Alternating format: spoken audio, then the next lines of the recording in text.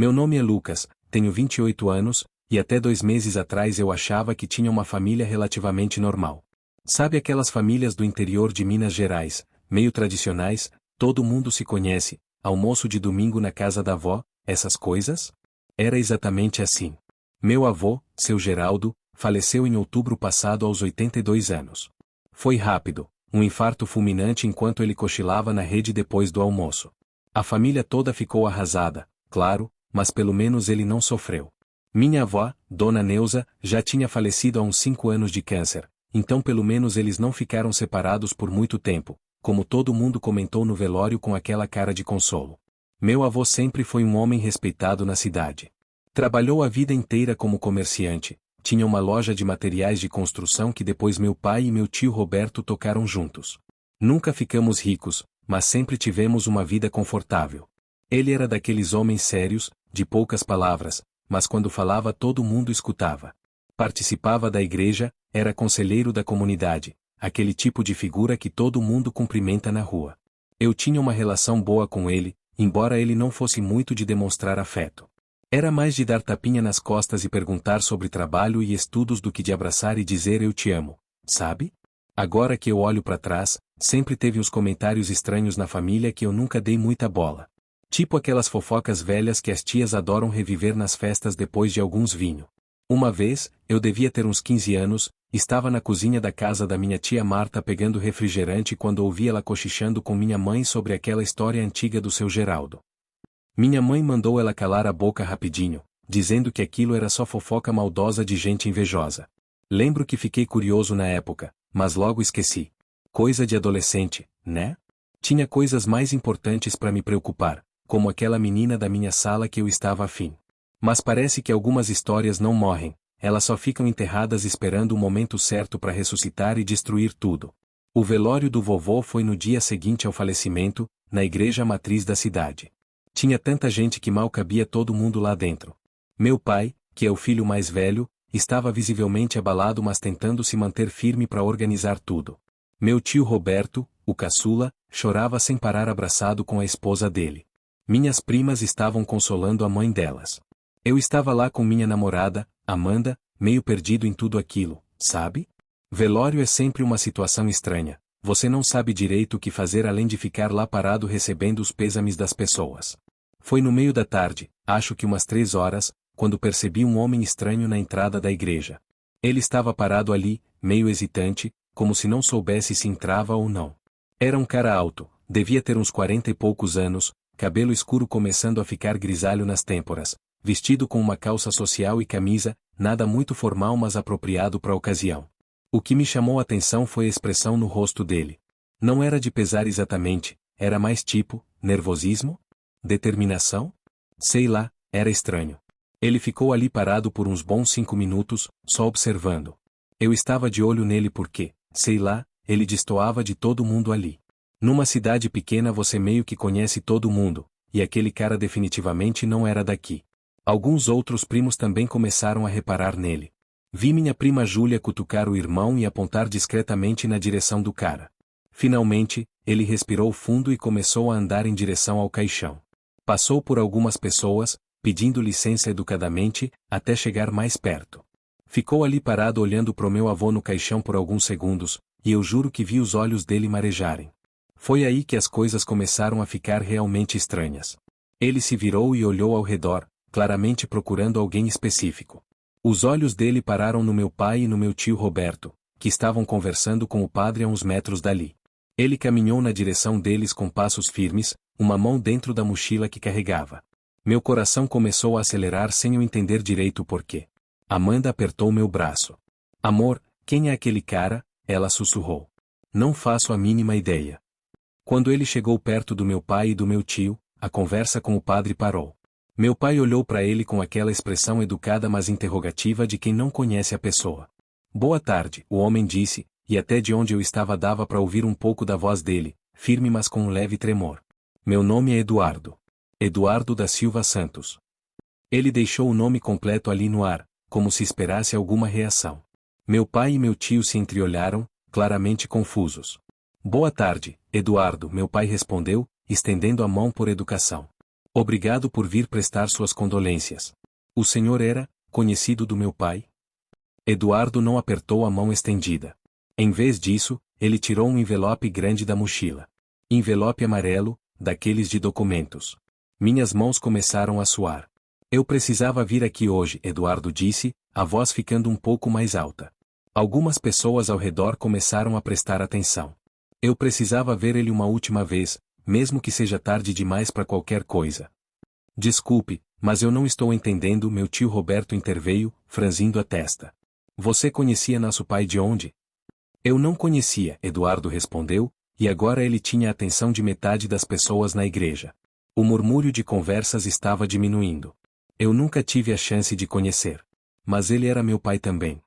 Eu senti como se o chão tivesse sumido debaixo dos meus pés. Amanda soltou um gritinho abafado ao meu lado. O silêncio que caiu sobre aquela igreja foi tão absoluto que dava para ouvir o vento lá fora. Meu pai deu uma risada nervosa, daquelas que a gente solta quando não sabe como reagir a algo completamente absurdo. Olha, senhor, eu não sei que tipo de brincadeira é essa, mas esse não é o momento nem o lugar. Não é brincadeira, Eduardo interrompeu, e tinha lágrimas escorrendo pelo rosto dele agora. Ele abriu o envelope e tirou vários papéis de dentro. Eu tenho os exames de DNA aqui. Consegui uma amostra dele há 6 meses, quando ele foi internado naquele hospital em Belo Horizonte. Eu trabalhava lá, sou enfermeiro. Quando vi o nome dele na ficha, Geraldo Santos, mesma idade, mesma cidade que minha mãe sempre mencionou, eu precisava saber. Precisava ter certeza. Ele estendeu os papéis para o meu pai, que só olhava para eles como se fossem uma cobra venenosa. Compatibilidade de 99,9%, Eduardo continuou, a voz quebrando. Geraldo Santos era meu pai biológico. O que faz de vocês meus irmãos? Foi o caos. Minha tia Marta soltou um grito. Minha mãe levou a mão à boca, pálida. Meu tio Roberto arrancou os papéis da mão de Eduardo e começou a ler freneticamente, como se procurasse alguma prova de fraude. As pessoas começaram a cochichar alto, o burburinho crescendo como onda. Isso é mentira, minha tia gritou, avançando na direção de Eduardo. Você é um golpista, um aproveitador que aparece agora que ele morreu para tentar roubar da família. Eu não quero roubar nada de ninguém, Eduardo respondeu, mas tinha mágoa na voz dele. Eu só precisava que vocês soubessem. Que ele soubesse, mas agora é tarde demais. Meu pai finalmente conseguiu pegar os papéis das mãos do meu tio. Ele leu em silêncio, o rosto ficando cada vez mais branco. Eu vi o exato momento em que ele entendeu que aquilo era real. Os ombros dele caíram, os papéis tremeram nas mãos. Quando? Foi a única coisa que ele conseguiu dizer. Quando isso aconteceu? Eduardo limpou as lágrimas do rosto com as costas da mão.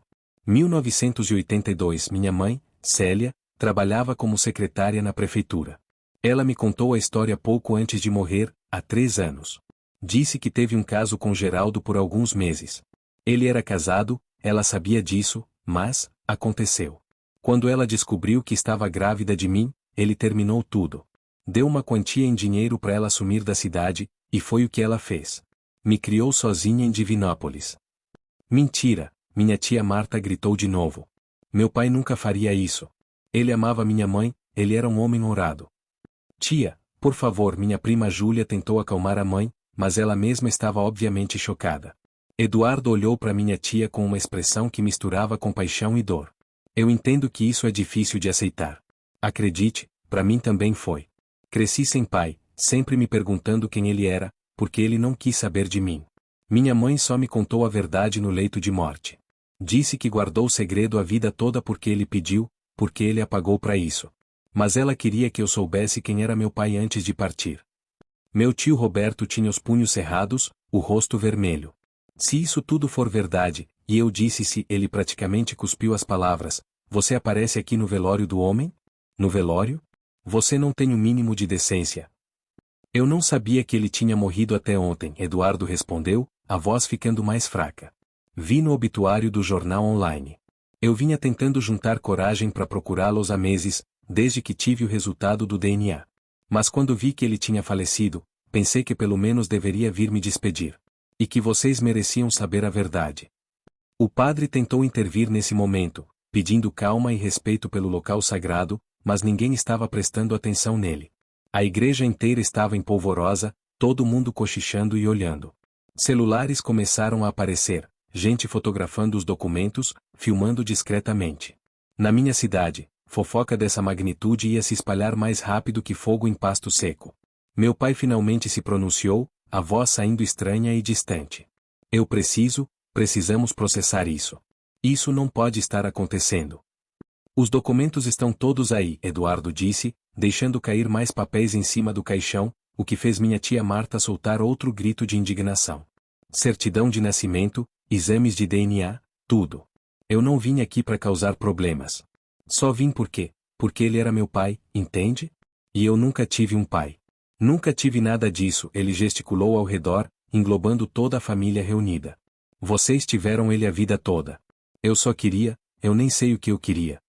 Ele se virou e começou a andar em direção à saída. Foi quando minha tia Marta gritou atrás dele, e a herança? É isso que você quer, não é? Veio atrás do dinheiro. Eduardo parou, ficou parado por um segundo, e então continuou andando sem responder. Saiu da igreja e sumiu, deixando para trás uma família completamente despedaçada e uma igreja cheia de testemunhas da nossa desgraça. O resto do velório foi um borrão. Metade da família queria cancelar tudo e ir embora. A outra metade insistia que precisávamos terminar de prestar as homenagens ao meu avô. No fim, seguimos com o enterro como planejado, mas o clima era tenso, pesado. Ninguém conseguia pensar em outra coisa. Depois do enterro, a família toda se reuniu na casa do meu pai para conversar. Não foi uma conversa, foi uma guerra. Meu tio Roberto estava convencido de que Eduardo era um golpista, que tinha falsificado os documentos, que era tudo uma farsa elaborada. DNA não mente, Roberto, meu pai disse, a voz cansada. Ele tinha lido e relido os documentos umas 20 vezes. Eu conheço esses laboratórios, são sérios. E tem os carimbos, os registros, tudo certinho. Então a gente simplesmente aceita que nosso pai traiu nossa mãe? Que ele teve um filho bastardo e escondeu por 40 anos. Roberto retrucou, jogando os braços pro alto. Que pagou a mulher para sumir. Que tipo de homem faz isso? Um homem imperfeito, minha mãe disse baixinho. Como todos são. Não venha com essa de defender ele agora, minha tia Marta entrou na discussão. Você sabe o quanto minha mãe sofreu naquele casamento. Sempre teve algo errado, ela sempre soube, mas nunca teve provas. Lembra daquelas brigas horríveis que eles tinham quando a gente era criança? Lembra de uma vez que ela quase foi embora de casa? Meu pai olhou para a irmã com surpresa. Que brigas? Eu não lembro de brigas assim. Porque você era pequeno, Miguel. Você tinha 6 anos. Eu tinha 10 e me lembro perfeitamente. Foi em 1982, exatamente o ano que aquele homem disse que nasceu. Mamãe descobriu algo, eu tenho certeza agora. Ela descobriu da traição. O silêncio que caiu foi pesado. Minha avó Neuza tinha sido uma mulher doce, religiosa, dedicada à família. Pensar que ela tinha sofrido sabendo da traição do marido, que tinha escolhido ficar calada para manter a família unida, foi como uma punhalada no peito de todo mundo ali. Se ela sabia e perdoou, então quem somos nós para julgar? Meu pai disse finalmente. Fácil você dizer isso, Roberto se levantou, nervoso. Você sempre foi o favorito dele. Você que ficou com a maior parte da loja quando ele se aposentou. Eu que tive que lutar por cada migalha de reconhecimento. Ah, não vem com essa agora, meu pai também se levantou. Eu trabalhei no duro naquela loja desde os 15 anos. Você só entrou depois de ser expulso de 2 empregos. Parem, minha mãe gritou. Parem com isso agora. Não é hora para brigas antigas. Mas era exatamente hora para brigas antigas, aparentemente. Porque quando você adiciona um filho secreto à equação, todas as outras mágoas da família vêm à tona como lava de vulcão. Os dias seguintes foram horríveis. A notícia se espalhou pela cidade toda, óbvio. Em cidade pequena não existe segredo. Eu não conseguia ir no mercado sem alguém me parar para perguntar se era verdade que meu avô tinha outro filho. Amanda foi incrível nesse período, me dando apoio, mas até ela estava chocada com tudo. Uma semana depois do enterro, Eduardo apareceu de novo. Dessa vez na casa do meu pai, de manhã cedo. Eu estava lá porque tinha ficado uns dias ajudando meu pai com os trâmites do inventário. Quando a campainha tocou e meu pai abriu a porta para dar de cara com Eduardo, eu vi o corpo dele inteiro enrijecer. O que você quer? Meu pai perguntou, a voz sem emoção. Eu queria conversar. De verdade. Sem plateia, sem escândalo, Eduardo respondeu. Ele parecia cansado, com olheiras fundas. Por favor. Só meia hora. Meu pai olhou para trás, para mim e para minha mãe na sala. Minha mãe fez um sinal com a cabeça, meio que dizendo para ele deixar o homem entrar. Com um suspiro pesado, meu pai abriu a porta. Eduardo entrou e sentou na ponta do sofá, as mãos nervosas no colo. Ficamos todos ali em silêncio constrangedor por alguns segundos até que ele começou a falar. Eu entendo que isso é difícil para vocês. Acreditem, é difícil para mim também. Eu não vim aqui para destruir a memória de ninguém ou causar problemas na família. Eu só cresci a vida toda com um buraco dentro de mim, sabe? Minha mãe fez o melhor que pôde, mas sempre faltou algo. Sempre tive aquela pergunta: quem é meu pai? Por que ele não me quis? A voz dele falhou no final e ele precisou parar para se recompor. Quando minha mãe me contou a verdade, eu fiquei furioso com ela primeiro. Por ter escondido, por ter aceitado o dinheiro e sumido. Mas ela disse que fez o que achou melhor na época. Ela era jovem, solteira, sem família por perto. Ele ofereceu dinheiro suficiente para ela recomeçar em outro lugar, e ela aceitou. Disse que ele deixou claro que não queria nada com ela ou com o bebê, que o casamento dele era importante demais. E você veio buscar o que agora? Meu pai perguntou, ainda na defensiva. Ele está morto. Não tem mais nada para buscar. Eu vim buscar família, Eduardo disse simplesmente. Vocês são meus irmãos de sangue. Eu tenho sobrinhos, primos, toda uma família que eu nunca conheci. Eu não tive irmãos, não tive pai, mal tive família. Minha mãe era filha única e meus avós morreram quando eu era pequeno. Fui criado praticamente sozinho. Ele olhou para mim então, e foi estranho pra caramba. Você deve ser o Lucas, né? Vi suas fotos no Facebook. Você é meu sobrinho. Isso é maluco, né? Eu não sabia o que responder. Tecnicamente ele estava certo, ele era meu tio. Mas como você processa isso? Como você aceita de repente um tio que apareceu do nada? E a herança? Minha mãe perguntou, indo direto ao ponto. Seu advogado já entrou em contato com o nosso. Você está reivindicando parte dos bens. Eduardo suspirou. Não foi minha primeira escolha, mas meu advogado disse que é meu direito legal. Pela lei brasileira, filhos fora do casamento têm os mesmos direitos sucessórios. Eu não quero a loja, não quero a casa, nada disso. Mas existe uma conta bancária, alguns investimentos. O advogado calculou que minha parte seria de aproximadamente R$300 mil. Meu pai ficou pálido. Aquilo era basicamente um terço do valor total da herança que seria dividida entre ele e meu tio Roberto. Com Eduardo na jogada, cada um receberia 200 mil em vez de 300. 300 mil reais, meu pai repetiu, a voz oca. Você aparece depois de 40 anos, no velório do homem, e acha que merece 300 mil reais. Eu não acho que mereço, Eduardo respondeu, e pela primeira vez tinha raiva na voz dele também. Eu sei que tenho direito. Eu não escolhi nascer. Não escolhi ser abandonado. Não escolhi crescer sem pai enquanto vocês dois tinham o privilégio de ser criados por ele, com todo o conforto que o dinheiro dele proporcionou. Vocês estudaram em escola particular? Tiveram casa própria? Carro? Eu trabalhei desde os 14 anos para ajudar minha mãe. Me formei em enfermagem fazendo faculdade pública à noite e trabalhando de dia. Não estou pedindo esmola, estou reivindicando o que é legalmente meu. Seu direito, meu pai praticamente cuspiu a palavra. Você quer falar de direito? Ele te deu dinheiro na época, sua mãe aceitou e sumiu. Isso foi um acordo entre eles. Ela abriu mão de qualquer reivindicação futura. Não existe acordo que faça um filho perder o direito à herança do pai biológico, Eduardo retrucou. Pode procurar, a lei é clara. E antes que você me acuse de estar atrás de dinheiro, deixa eu te dizer uma coisa. 300 mil reais não vão preencher o buraco de 40 anos sem pai. Não vão apagar as vezes que eu vi outros meninos com os pais e senti inveja. Não vão curar as feridas de saber que meu próprio pai me pagou para deixar de existir para ele. Mas é o que a lei diz que me pertence, e eu vou buscar isso não pelo dinheiro, mas porque eu existo. Porque eu importo. Porque eu não vou deixar que ele me apague da história mesmo depois de morto. A voz dele estava quebrando de novo, lágrimas escorrendo. E apesar de toda a raiva e confusão, eu senti pena dele. Porque no fundo, ele tinha razão. Ele não pediu para nascer nessa situação. Não pediu para ser o filho escondido, o segredo sujo. Minha mãe deve ter pensado algo parecido porque ela se levantou, para surpresa de todo mundo, foi até Eduardo e colocou a mão no ombro dele. Eu entendo sua dor, ela disse suavemente. E eu sinto muito pelo que você passou. Mas você precisa entender a nossa também. A gente está tentando processar que o homem que a gente amou e respeitou a vida toda fez algo terrível. Traiu a esposa, abandonou um filho, comprou o silêncio de alguém. É difícil reconciliar essas duas imagens. Eu sei, Eduardo respondeu, limpando as lágrimas. Eu também estou tentando reconciliar a imagem do homem que me abandonou com a do avô que vocês amavam. Não é fácil para ninguém. Eu pensei que aquele momento de entendimento pudesse levar a algum tipo de resolução pacífica. Eu estava errado. 2 dias depois, meu tio Roberto apareceu na nossa casa completamente transtornado.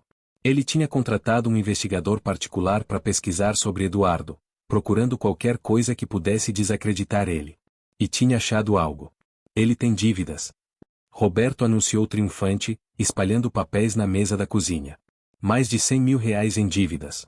Empréstimos, cartão de crédito, tudo. Ele está quebrado, por isso veio atrás da herança. Meu pai pegou os papéis e analisou. Era verdade, Eduardo tinha dívidas consideráveis.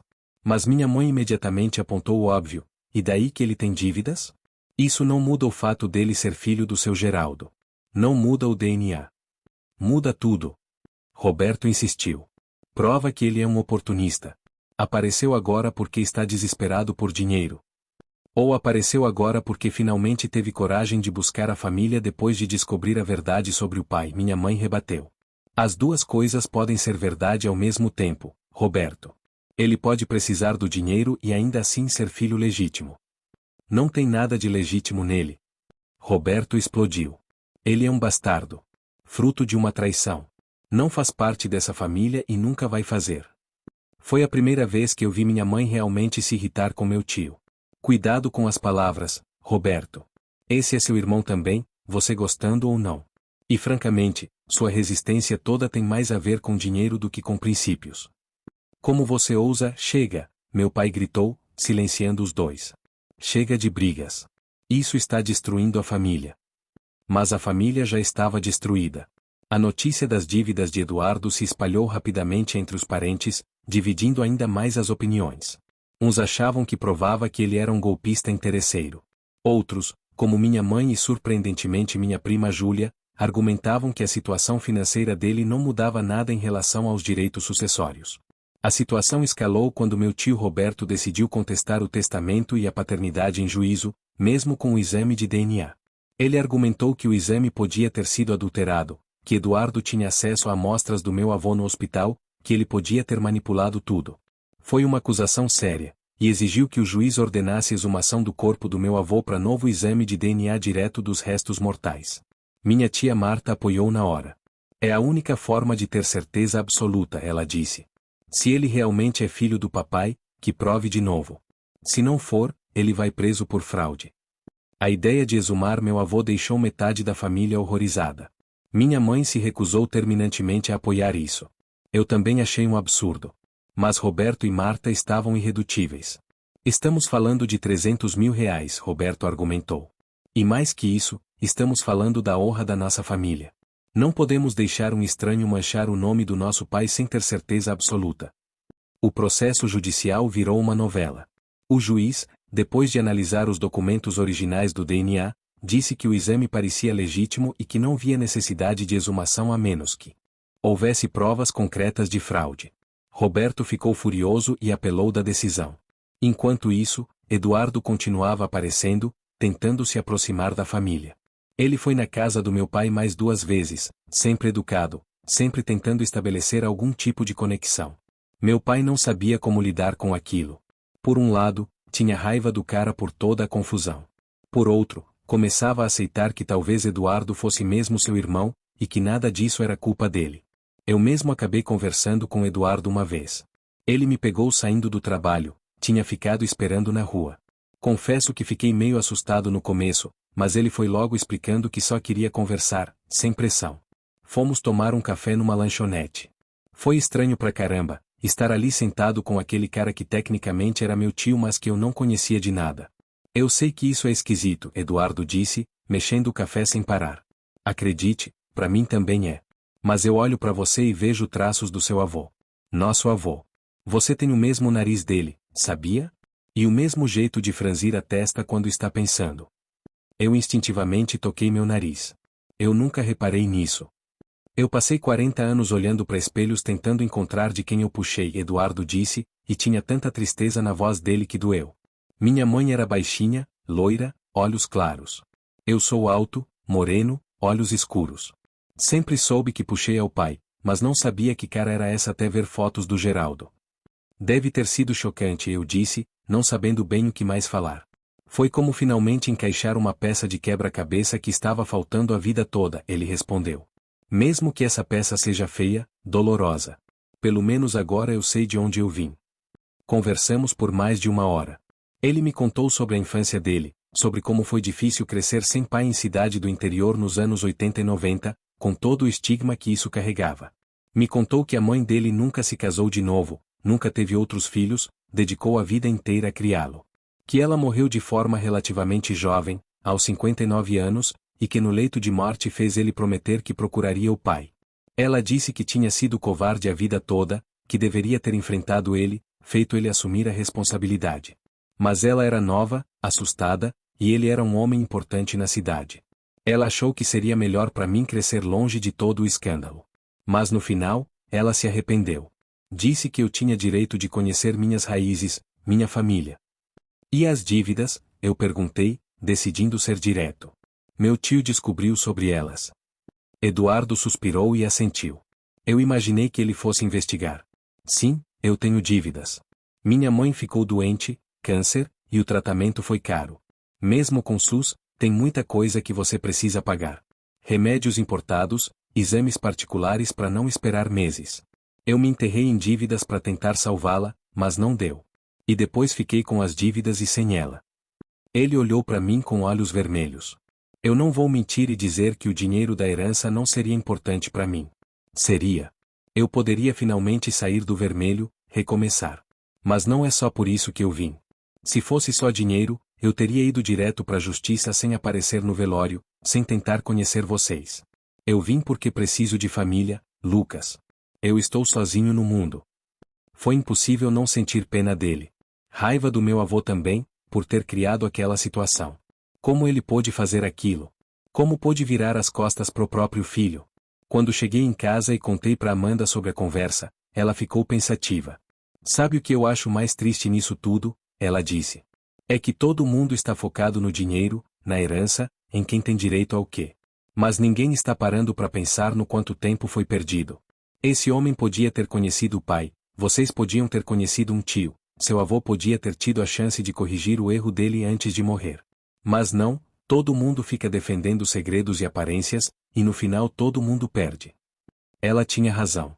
E foi esse pensamento que me fez tomar uma decisão. Na semana seguinte tinha uma reunião de família na casa da minha tia Marta para discutir os próximos passos do processo. Eu não ia, estava cansado de toda aquela briga. Mas Amanda me convenceu a ir e falar o que eu pensava. Quando cheguei, a sala estava cheia. Meu pai, meu tio Roberto, tia Marta, minhas primas, alguns primos mais velhos. Todo mundo com cara fechada, clima pesado. Roberto estava discursando sobre como eles precisavam se unir contra Eduardo, contratar advogados melhores, fazer ele desistir da ação. Foi quando eu interrompi. E se a gente parasse de lutar e aceitasse a verdade? Todo mundo se virou para mim. O quê? Meu tio disse, incrédulo. Eduardo é nosso parente, eu disse, a voz saindo mais firme do que eu esperava. O DNA não mente, todo mundo aqui sabe disso. Vocês podem não gostar, podem achar injusto, mas é a verdade. Ele é irmão do meu pai e do tio Roberto. É meu tio. E a gente tá gastando tempo, energia e dinheiro brigando contra algo que não tem como mudar. Lucas, meu pai começou, mas eu continuei. Não, pai. Deixa eu terminar. Eu conversei com ele. Passei 1 hora conversando, conhecendo a história dele. E é uma história triste. Ele não é vilão nisso tudo. A vítima. Assim como a vovó foi vítima, assim como todos nós somos vítimas das escolhas que o vovô fez há 40 anos. Não fale assim do seu avô, tia Marta me cortou. Por que não? Eu rebati. Porque ele morreu. Morte não transforma ninguém em santo. Meu avô fez uma cagada gigante. Traiu a vovó, engravidou outra mulher, pagou ela para sumir, abandonou um filho. Essas são as escolhas que ele fez, e agora a gente tá pagando o preço. Mas em vez de admitir isso e tentar consertar o que pode ser consertado, a gente tá aqui brigando, se dividindo, destruindo o que restou de família. Então você acha que a gente deve simplesmente aceitar ele de braços abertos? Roberto perguntou, sarcástico. Deixar ele ficar com o dinheiro e fingir que somos uma família feliz? Eu acho que a gente devia parar de fingir que isso é sobre dinheiro, eu respondi. Tio Roberto, você é bem de vida. Tem sua parte da loja, tem seus investimentos. 300 mil a mais ou a menos não vão mudar sua vida. Mas pro Eduardo? Aquele dinheiro pode significar ele sair das dívidas, recomeçar. E mais que isso, reconhecer o direito dele é reconhecer que ele existe, que ele importa, que ele não é só um erro a ser escondido. Você é muito novo para entender essas coisas, minha tia disse, condescendente. Talvez eu seja novo o suficiente para não estar preso a rancores antigos e orgulho ferido, eu rebati. Talvez eu consiga ver isso com mais clareza justamente porque não carrego o peso todo que vocês carregam. Minha prima Júlia se pronunciou então, me surpreendendo. Ele tem razão. Eu também acho que a gente tá gastando energia na briga errada. O vovô foi um babaca, sim, eu vou falar. Foi um babaca que traiu a vovó e abandonou um filho. Mas ele também foi um bom avô pra gente, um bom pai do jeito dele. Pessoas são complexas. E a gente ficar negando a existência do Eduardo não muda nada do que aconteceu, só machuca mais gente. Vocês não entendem, Roberto se levantou, agitado. Se a gente aceita ele, é como cuspir no túmulo da minha mãe. Ela sofreu com a traição mesmo sem saber os detalhes, e agora a gente ia abraçar o filho que ele teve com a amante? Como vocês acham que ela se sentiria com isso? Vovó era uma mulher bondosa, Júlia respondeu. Ela provavelmente teria pena do Eduardo. Ela não era vingativa como você tá sendo, pai. Roberto ficou vermelho de raiva. Como você ousa, chega, meu pai finalmente falou, a voz cansada. Ele tinha ficado quieto durante toda a discussão, só observando. Chega dessa briga. Lucas tem razão. Júlia tem razão. Eu não quero admitir, mas vocês têm razão. Ele se levantou e caminhou até a janela, ficou ali parado olhando para a rua. Eu passei as últimas semanas com raiva. Raiva do Eduardo por aparecer, raiva do meu pai por ter feito isso, raiva da situação toda. Mas a verdade é que eu tô mais com raiva de mim mesmo. Ele se virou para encarar todos nós. Porque no fundo, eu sempre soube que meu pai não era perfeito. Minha mãe não era feliz no casamento, qualquer um que tivesse olhos via isso. Mas era mais fácil fingir que tudo era normal, que éramos uma família tradicional feliz. E quando o Eduardo apareceu, ele jogou na nossa cara a verdade que a gente sempre evitou encarar. Minha tia Marta começou a chorar baixinho. Eu também sempre soube que tinha algo errado, ela admitiu. Mas quando você é criança, você quer acreditar que seus pais são perfeitos. E depois você cresce e fica mais fácil manter a ilusão do que enfrentar a realidade. Então o que a gente faz? Minha mãe perguntou suavemente. Meu pai suspirou. A gente para de brigar. A gente aceita que o Eduardo é meu irmão, é tio do Lucas, é parte dessa família queira a gente querer ou não. A gente deixa a justiça decidir sobre a herança, que é o certo legalmente. E a gente tenta seguir em frente. Eu não concordo com isso, Roberto disse, mas a voz dele não tinha mais a mesma força. Mas eu tô cansado de brigar. Se vocês querem aceitar ele, aceitem. Eu vou continuar contestando a herança porque acho que é meu direito, mas não vou mais tentar convencer vocês do contrário. Foi o mais próximo de um acordo que conseguimos chegar naquele dia. A família continuava dividida, mas pelo menos não estávamos mais na garganta uns dos outros. Nas semanas seguintes, meu pai tentou estabelecer algum tipo de relacionamento com Eduardo. Foram tomar café algumas vezes, conversaram sobre a vida, sobre o passado. Eduardo mostrou fotos da mãe dele, Célia, e foi bizarro para meu pai ver aquela mulher que tinha sido amante do próprio pai décadas atrás. Mas ele também viu uma mulher que tinha sido jovem, bonita e provavelmente assustada quando se viu grávida e sozinha. Ela era bonita, meu pai comentou comigo depois de um desses encontros. Eu consigo entender, de certa forma, como aconteceu. Meu pai era humano, tinha fraquezas. Não justifica, mas, eu entendo. Eu perguntei se ele conseguia perdoar o avô pelo que ele fez. Perdoar? Ele pensou por um momento. Não sei se perdoar é a palavra certa. Mas eu consigo aceitar que ele era imperfeito. Que ele cometeu um erro terrível e depois outro erro ainda pior ao tentar encobrir o primeiro. Se ele estivesse vivo, eu teria muitas palavras duras para ele.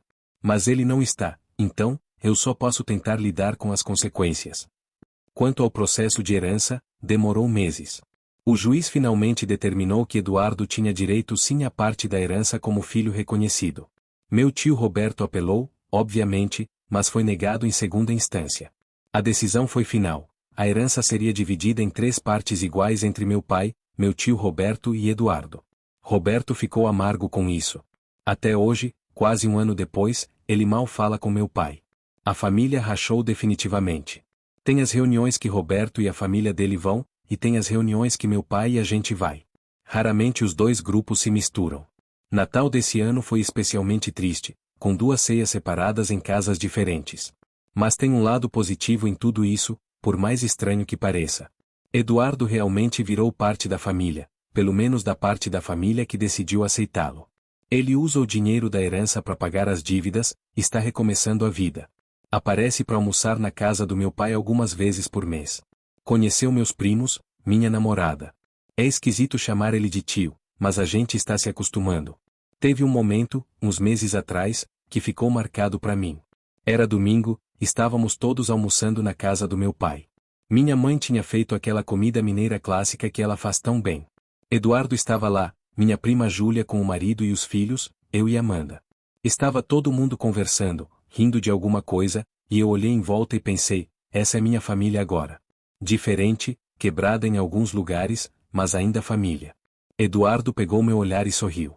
Foi um sorriso meio triste, mas tinha gratidão também. Depois do almoço, ele me puxou de lado. Obrigado, ele disse. Pelo quê? Por ter falado aquilo na reunião, meses atrás. Por ter me defendido quando ninguém mais defendeu. Seu pai me contou que foi você que começou a mudar a cabeça das pessoas. Eu dei de ombros, meio sem jeito. Eu só falei o que achava certo. E fez diferença, ele colocou a mão no meu ombro. Eu nunca vou poder recuperar os 40 anos que perdi. Nunca vou conhecer meu pai. Mas pelo menos agora eu tenho sobrinhos, tenho irmão, tenho alguma coisa. E isso não tem preço. Eu não sabia o que responder, então só assenti. Ficamos ali em silêncio confortável por um momento. Você sabe o que é mais engraçado? Ele disse depois. Eu passei a vida inteira com raiva do meu pai por ter me abandonado. Mas agora que eu conheço a história toda, que eu vejo como a família dele era, eu quase entendo por que ele fez o que fez. Não justifica, nunca vai justificar. Mas eu entendo. Ele era um homem de outra época, com valores diferentes. Para ele, manter a família unida, manter as aparências, era mais importante que assumir um erro. Foi covarde? Foi. Mas era o que ele acreditava ser certo. Você conseguiu perdoá-lo? Eduardo ficou pensativo. Perdoar implica que ele pediu perdão, e ele nunca fez isso. Mas eu consegui fazer as pazes com a situação. Consegui aceitar que ele fez escolhas ruins que me machucaram, mas que essas escolhas não definem quem eu sou. Eu não sou o filho bastardo, eu não sou o erro. Eu sou Eduardo, sou enfermeiro, sou irmão do seu pai, sou seu tio. Isso é o que importa agora. Essa conversa ficou comigo.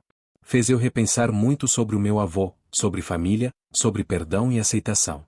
Meu avô não era o homem perfeito que eu achava que ele era quando criança. Ele tinha falhas sérias, cometeu erros terríveis. Mas ele também foi um bom avô para mim, me ensinou coisas, me deu carinho do jeito dele. As 2 coisas podem ser verdade ao mesmo tempo. Amanda e eu conversamos muito sobre tudo isso. Ela disse que essa situação toda me fez crescer, amadurecer. Que eu aprendi que pessoas são complexas, que família não é só sangue mas também escolha, e que às vezes a coisa certa a fazer é aceitar o desconforto e seguir em frente mesmo assim.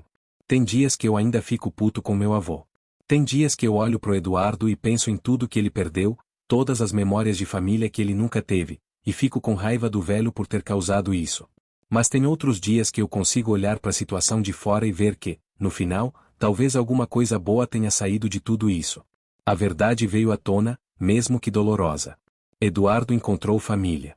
A gente aprendeu que aparências perfeitas geralmente escondem rachaduras. Meu tio Roberto continua convencido de que a gente traiu a memória da vovó ao aceitar Eduardo. Minha tia Marta eventualmente foi amolecendo e hoje já conversa com o Eduardo quando eles se cruzam, embora ainda não tenham aceitado completamente. A família continua rachada, provavelmente vai continuar por anos. Algumas feridas são fundas demais para cicatrizar completamente. Mas sabe o que eu aprendi com tudo isso? Que família não é sobre ser perfeito. É sobre ser honesto, mesmo quando a honestidade machuca. É sobre fazer escolhas difíceis, às vezes escolher aceitar alguém novo mesmo quando dói, mesmo quando parece errado. É sobre reconhecer que as gerações passadas cometeram erros e tentar não repetir esses erros com as próximas gerações. Se meu avô estivesse vivo hoje, eu não sei o que diria para ele. Provavelmente muita coisa, nem tudo bonito. Mas também agradeceria por, sem querer, ter me ensinado uma das lições mais importantes da minha vida, que a verdade sempre vem à tona eventualmente, então é melhor enfrentá-la de frente do que deixá-la explodir décadas depois. Eduardo se tornou parte da nossa vida. Ainda é estranho às vezes, ainda tem momentos de desconforto. Mas ele é família agora. Ele é meu tio. E talvez seja assim que essas histórias terminam, não com um final feliz perfeito como nos filmes, mas com uma aceitação imperfeita da realidade imperfeita que é a vida. Se você curtiu essa história, coloca nos comentários o que você achou, curta o vídeo e se inscreva em nosso canal. Até a próxima história.